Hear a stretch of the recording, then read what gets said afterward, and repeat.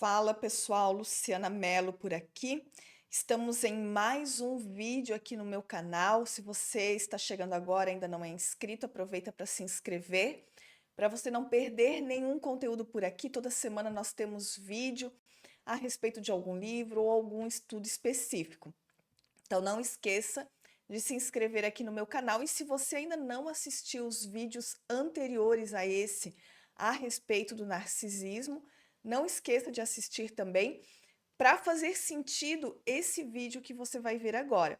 Porque nós estamos aí, esse é o terceiro vídeo, né? Nós estamos numa série de vídeos a respeito desse livro aqui, Quando o Narcisismo Invade a Igreja.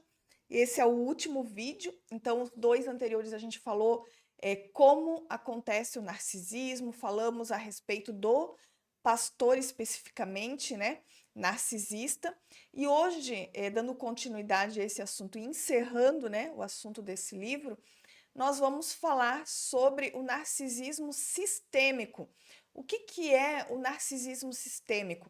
É quando esse sistema narcisista, ou melhor dizendo, as características do pastor narcisista, que a gente viu na aula passada, no vídeo passado, ele deixa de estar somente ali com o pastor e as pessoas que estão ao seu redor, e ele passa a estar em todo o sistema da igreja.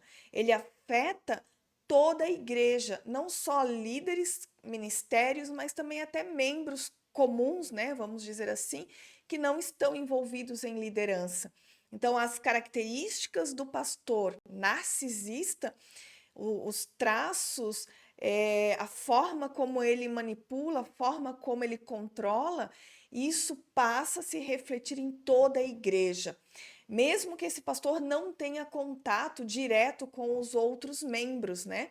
Mas isso se torna algo sistêmico, porque é uma cadeia, né? É um efeito dominó. Então, o pastor ele vai agir dessa forma com aqueles que estão à sua volta, esses, por consequência, vão agir dessa forma com aqueles que estão sendo liderados por eles e assim por diante, né? Até chegar lá na ponta, né? E aí todos já estão ali se manifestando nesse sistema narcisista, nesse estilo de comportamento, nesse estilo de controle, nesse estilo de manipulação. Então, o ambiente da igreja ele muda, mas o problema é que muitas vezes as pessoas, e isso na maioria das vezes, as pessoas elas não se dão conta que elas estão sendo manipuladas e muitas vezes que elas também estão manipulando. Principalmente pessoas que se converteram dentro desse sistema, porque a pessoa muitas vezes ela viveu um contexto de mundo, né? E aí ela entra na igreja, se converte e ela passa a viver aquilo como sendo o verdadeiro evangelho, porque é dessa forma que ela aprendeu, né? Então, esse é o contexto que ela vive. Então, ela acha que é normal controlar, que ela acha que é normal a pessoa ter que pedir permissão para tudo, opinião para tudo, e aí a pessoa ela vai entrando nesse processo, né? De uma forma natural e muitas vezes de uma forma ingênua, sem a intenção de controlar, sem a intenção de manipular, mas isso acaba sendo uma realidade, porque lá em cima já está vindo de maneira errada, né? Então essa cascata, ela acaba trazendo para toda a igreja essa cultura, essa cultura do controle, essa cultura da manipulação.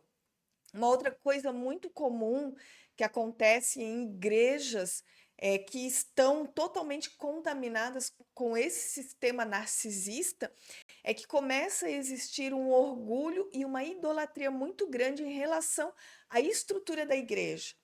Então, não só o líder, não só a liderança, os pastores, mas os membros comuns, eles começam a idolatrar a estrutura da igreja. Porque o sistema narcisista, ele é um sistema que funciona muito bem. E ele faz com que a igreja cresça numericamente e estruturalmente. E aí começa a se ter uma idolatria dessa estrutura, né?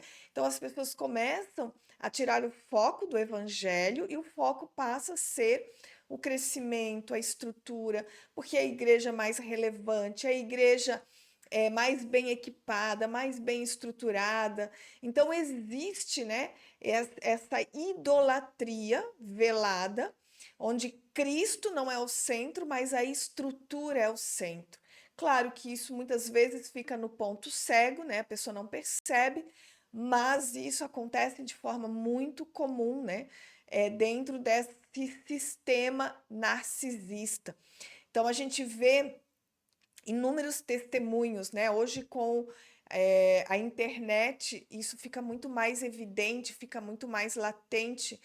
A quantidade de pessoas que saem desse sistema narcisista e saem totalmente destruídas emocionalmente, espiritualmente, né? Elas saem muitas vezes sem o desejo de estar novamente em comunhão com os irmãos, porque elas estão tão feridas, tão machucadas, que elas não querem correr o risco de passar por isso de novo, né? Então elas ficam sempre pisando em ovos, elas levantam muralhas para se proteger, para não ter que lidar com esse tipo de dor novamente. E aí a gente tem uma outra situação também daqueles que saem e vão para outra igreja. E normalmente a estrutura de culto ela é muito parecida entre as igrejas.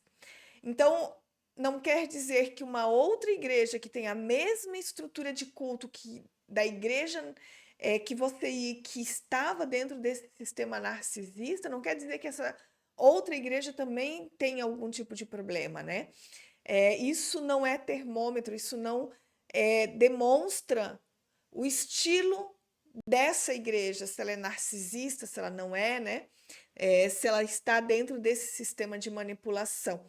Então a gente tem que cuidar muito com esses gatilhos, porque normalmente a pessoa que sai do sistema narcisista, ela vai para outra igreja, ela vai começar a sentir esses gatilhos e vai começar a sentir repulsa. E muitas vezes acaba indo em outras igrejas e vai visitando outras igrejas e ela percebe que ela sempre sente, né? Tem esse sentimento de que todas as igrejas estão contaminadas por esse sistema narcisista.